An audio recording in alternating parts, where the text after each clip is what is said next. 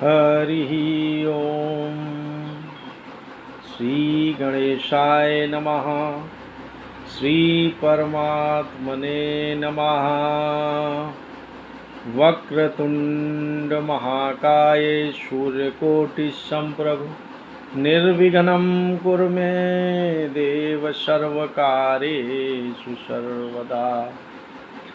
गुरुर्ब्रह्मा गुरुर्विष्णुः गुरुर्देवो महेश्वरा। गुरु साक्षात् परं ब्रह्म तस्मै श्री गुरुवे नमः।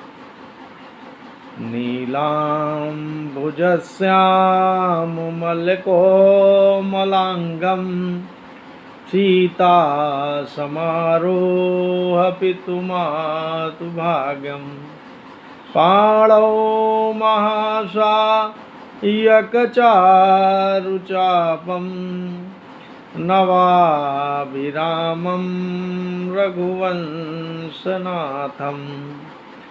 विश्वनाथ मम नाथ पुरारी। त्रिभुवन महिमा विदित तुम्हारी।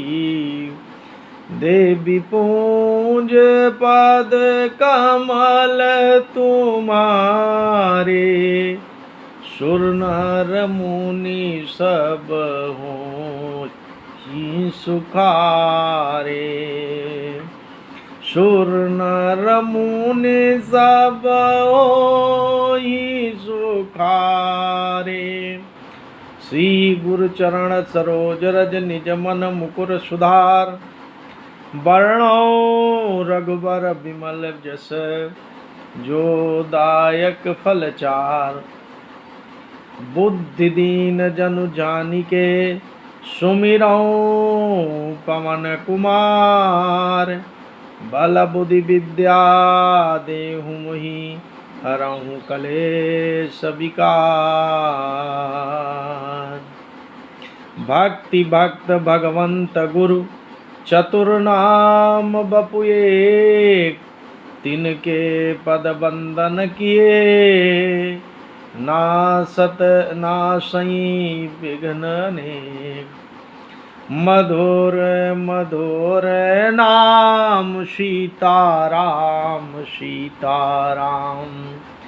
मधुर मधुर नाम सीताराम सीताराम। मधुर मधुर नाम सीताराम सीताराम। बोलो सियावर रामचंद्र की जय। उमापति महादेव की जय। राधा वल्लभ भगवान की जय जय। वीर बजरंग बली की जय। सती चरित्र। एक बार भगवान भोलेनाथ सती जी के साथ कैलाश पर्वत से सत्संग के लिए कुंभज ऋषि के पास त्रेता युग में आए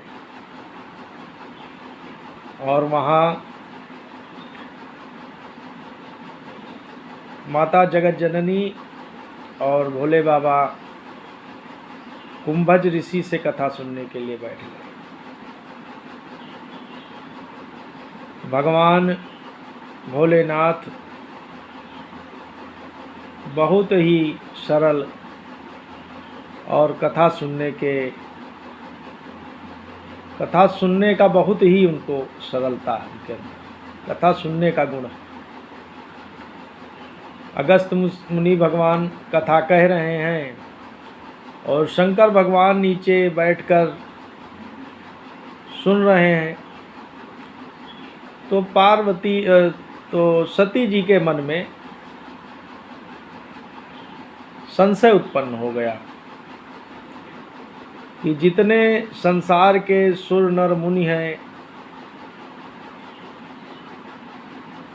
सब भोले बाबा को प्रणाम करते हैं।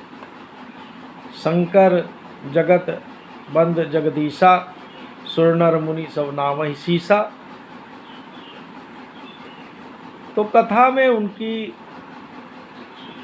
संशय होने की वजह से उनका मन नहीं लगा। तो कुछ काल तक वहाँ सत्संग चला। फिर अगस्त मुनि जी ने भगवान से भक्ति के बारे में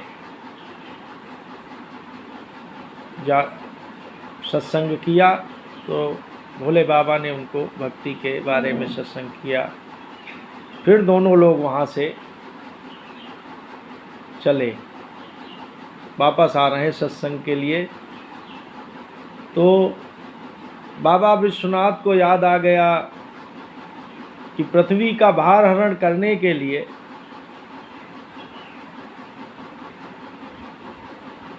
प्रभु श्री राम गुप्त रूप से अवतरित हुए हैं। तो उनके मन में दर्शन की अभिलाषा, अतिशय दर्शन की अभिलाषा उत्पन्न हो गई। अब बाबा भोलेनाथ और माता सती साथ साथ चले जा रहे हैं। तो उन्हें रास्ते में राम लक्ष्मण भगवान के दर्शन हुए। तो उन्होंने भगवान के दर्शन करके अति आनंद का अनुभव किया और सच्चिदानंद कह के उनको प्रणाम किया। तो सती जी के विचार से एक संशय उत्पन्न हो गया कि भोले बाबा ये राजा के लड़कों को सच्चिदानंद कह के प्रणाम कर रहे हैं, और ये पत्नी के वियोग में जंगल में पत्नी को खोज रहे हैं। एक भारी संशय माता सती के अंदर उत्पन्न हो गया। बार बार भोले बाबा उनको समझा रहे हैं, मगर फिर भी उनके अंदर से कथा का ज्ञान नहीं आ रहा, वो संशय ही उत्पन्न हो रहा है। तो भोले बाबा ने समझा कि अब ये प्रभु की ही इच्छा है, अब कुछ कोई बड़ी घटना घटने वाली है। और भगवान हरि का नाम श्री राम जय जय राम, जय जय राम, श्री राम जय राम, जय जय राम। उन्हीं दिन रात रात दिन राती, सादर जपत अनंगय राती। भोले बाबा रातों दिन भगवान का ही, भगवान के नाम में लवलीन हो गए। और सती जी के संशय को दूर करने के लिए उन्होंने कहा कि अगर आप हमारी बात से नहीं संतुष्ट हो रही, संशय है, तो आप जाकर परीक्षा लें। आप परीक्षा ले ले और फिर आप अपना अनुभव जैसा हो उसके अनुसार आप अपना का आगे जानकारी करें, बतावें। तो सती जी ने मन में विचार किया कि अब हम परीक्षा लेंगे। तो सती जी मग में विचार करती जा रही कि मैं कैसे परीक्षा लूं। भगवान बाबा भोलेनाथ ने समझ लिया कि अब सती जी का कल्याण नहीं है। अब सती जी चली तो मार्ग में देखा कि राम लक्ष्मण जी आ रहे हैं, प्रभु आ रहे हैं। सती जी ने सीता का वेश बना लिया। अब सीता का वेश बना के और मार्ग में आगे आगे चलने लगे।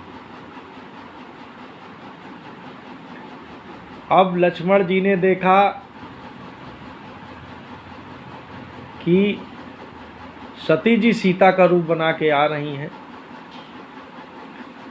मगर लक्ष्मण जी कुछ बोले नहीं। उन्होंने भगवान की माया को, भगवान क्या करने वाले हैं, इसको प्रणाम किया और जैसे ही सती जी आई सामने तो भगवान राघवेंद्र सरकार ने उनको पिताजी का नाम लेते हुए प्रणाम किया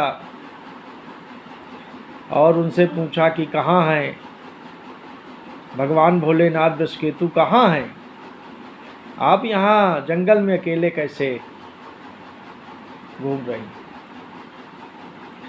सती जी निरुत्तर हो गई। भगवान भोलेनाथ यहाँ पर भगवत भजन में, राम नाम में लौलीन। श्री राम जी ने मोह दूर करने के लिए, सती जी का मोह दूर करने के लिए लीला रची। अब सती जी ने देखा कि सामने की तरफ राम, लक्ष्मण और सीता जी चले जा रहे हैं। फिर दाईं तरफ देखा, बाईं तरफ देखा, आगे देखा, पीछे देखा, जिधर भी देखा उन्हें भगवान का राम, लक्ष्मण, सीता सहित रूप दिखाई पड़ा। तमाम दैवी शक्तियाँ भगवान की आराधना कर रही हैं, भगवान की पूजा कर रही हैं। जहाँ देखें सती जी वहीं भगवान दिखाई पड़ रहे हैं। पूरा अपने परिवार, अपने राम, लक्ष्मण, सीता, तमाम सेवकों के, ऋषियों, मुनियों, तमाम तरह की दैवी शक्तियों के साथ दिखाई। सती जी को कुछ समझ में नहीं आ रहा कि अब क्या करें। सती जी आंख मूंद कर उसी रास्ते में बैठ गए। जब थोड़ी देर बाद देखा, आंख खोल के, तो वहाँ कोई नहीं। सती जी को अपने अंदर बड़ी आत्मग्लानि हुई और उनको ये पछतावा हुआ कि हमने भोलेनाथ बाबा का कहा नहीं माना, और आके भोलेनाथ बाबा से पास बैठ गई। तो बाबा ने पूछा कि आपने क्या परीक्षा लिया। तो उन्होंने कहा कि नहीं, हमने कोई परीक्षा नहीं लिया, हमने तो बस आपकी ही तरह उनको प्रणाम किया। मगर वो त्रिलोकीनाथ हैं, तीनों काल के दृष्टा हैं।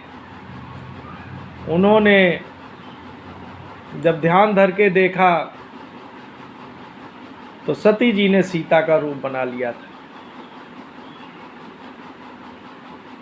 तो भगवान ने निश्चय किया कि अगर इस शरीर से अब हम प्रेम करेंगे तो मेरा भक्ति पंथ नष्ट हो जाएगा।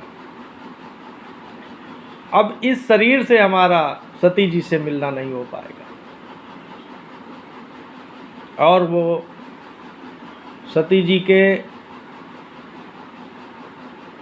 अंतर जो द्वंद्व चल रहा था, उसके लिए कथा कहते हुए कैलाश पर्वत पर आ गए और अपनी मृगशाला डालकर बैठ गए। शंकर सहज संरूप संवारा, हो लगी समाधि अखंड अपारा। शंकर सहज स्वरूप संवारा, श्री राम जय राम, जय जय राम, श्री राम जय राम, जय जय राम। अब सती जी कैलाश पे निवास कर रही हैं, मगर उन्होंने ये समझ लिया कि भूत बामन भोलेनाथ ने हमारा तिरस्कार किया है, अब इस शरीर से हमारा मिलना नहीं होगा, हमको त्याग दिया है। अब इधर दक्ष प्रजापति को, दक्ष जी को, जो सती के पिताजी हैं और शंकर भगवान के ससुर जी हैं, उनको प्रजापति का पद मिल गया। अब प्रजापति का पद मिलने के बाद एक बहुत बड़े स्वागत समारोह का आयोजन किया गया। अब स्वागत समारोह में सबको बुलाया गया, नर किन्नर, उसमें ब्रह्मा विष्णु महेश भी गए। तो दक्ष प्रजापति अपना पद पाके अभिमान में भर गए। पद पाने से अभिमान बढ़ जाता है। अब सारी सभा लगी हुई थी, दक्ष प्रजापति जी आए तो सब लोग खड़े हो गए, तो 3 लोग उसमें खड़े नहीं हुए थे, ब्रह्मा विष्णु और महेश। तो ये चीज़ दक्ष प्रजापति ने देखा कि सब लोग खड़े हैं, केवल 3 लोग बैठे हुए हैं। तो अभी अभी स्वागत समारोह चालू ही नहीं हुआ था कि दक्ष प्रजापति बोल पड़े। स्वागत समारोह में सभापति का भाषण सबसे बाद होता है। जब सबसे पहले इनका भाषण होने लगा तो सब लोग नई चीज़ देखकर एकाएक पूछ पड़े कि क्या बात। तो दक्ष प्रजापति ने कहा कि ये शंकर देखिए कितना ढीठ है कि हमको देखकर ये खड़ा नहीं हुआ। ये ब्रह्मा जी हमारे पिता हैं,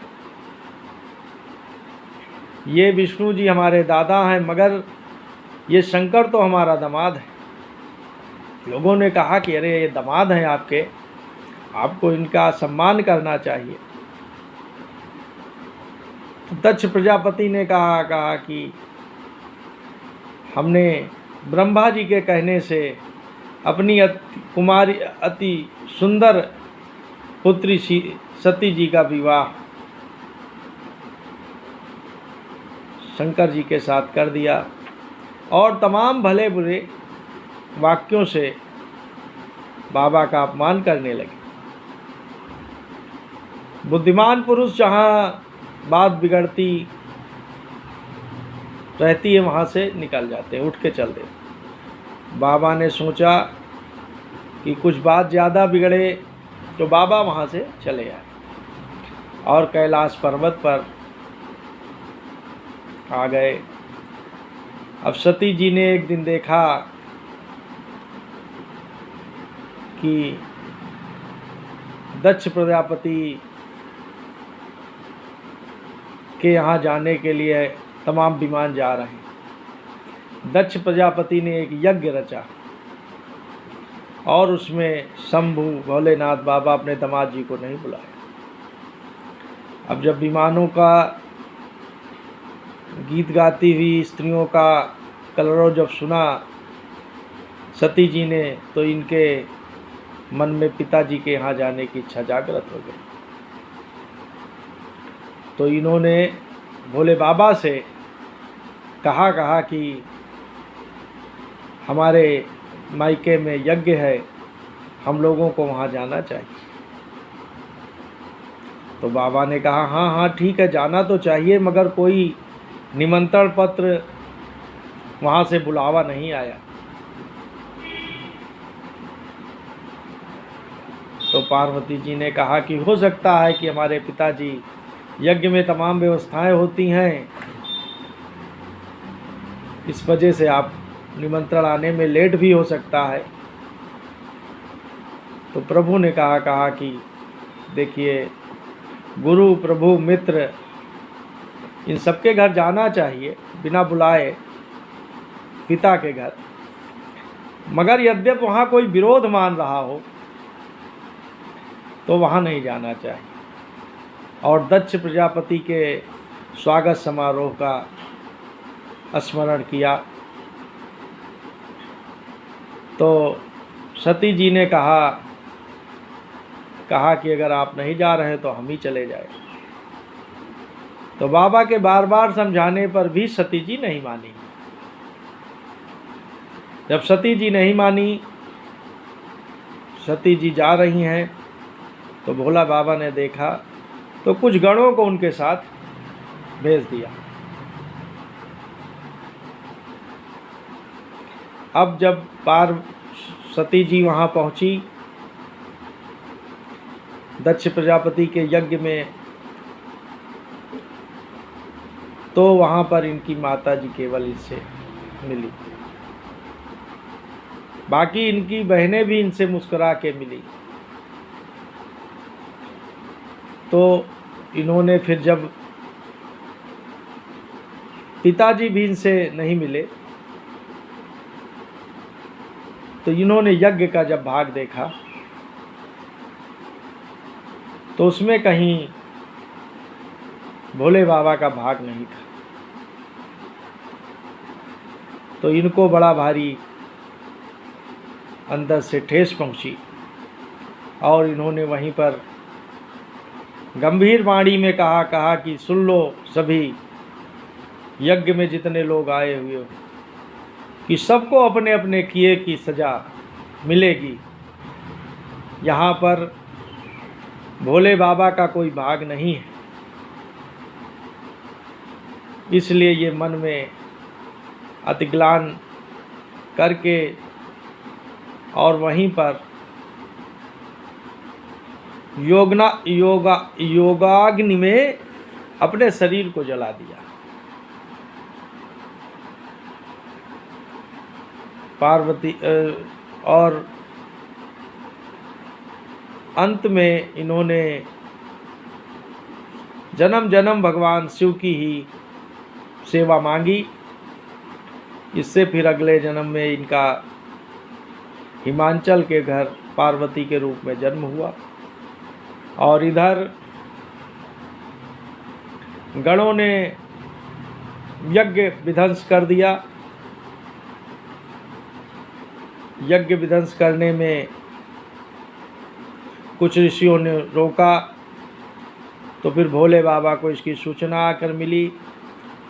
तो भोले बाबा ने अपनी एक जटा उखाड़कर पटकी तो उससे एक लाल तमतमाता हुआ बहुत वीरभद्र नाम का एक गण निकला और पूछा कि भोले बाबा क्या आदेश। तो भोले बाबा ने कहा कि जाकर दक्ष प्रजापति के यज्ञ को विध्वंस कर दो। वीरभद्र ने जाकर सारे यज्ञ को विध्वंस कर दिया और उनको सबको दंड दिया और दक्ष प्रजापति के गले को ही काटकर उसमें कुंड में स्वाहा कर दिया। फिर ब्रह्मा जी के समझाने पर शिव जी ने जाकर उस यज्ञ को पूर्ण कराया और दक्ष प्रजापति के बकरे का सिर लगा दिया और फिर यज्ञ पूर्ण करके सब लोग प्रसन्न हो गए। इस तरह से ये सती चरित्र का जो भी हमने सुना जाना संत महापुरुषों से, पुस्तकों से, इस तरह का जो हमारी मति और के अनुसार जो था हमने आपसे निवेदन किया। बोलो उमापति महादेव की जय, राधा माधव सरकार की जय, विश्वनाथ की जय। योगेशं सच्चिदानंदं वासुदेवं व्रजप्रियं धर्म संस्थापकं वीरं कृष्णं वन्दे जगद्गुरुं कर्पूरगौरं करुणावतारं संसारसारं भुजगेन्द्रहारं सदा वसन्तं हृदयारविन्दे भवं भवानी सहितं नमामि। ओम शिवार्पणमस्तु, शिवार्पणमस्तु, शिवार्पणम। श्री विष्णुवाय नमः, श्री विष्णुवाय नमः, श्री विष्णुवाय नमः। श्री विष्णु स्मरणात् परिपूर्ण प्रीताम नमः, प्रीताम प्रीताम। हरि।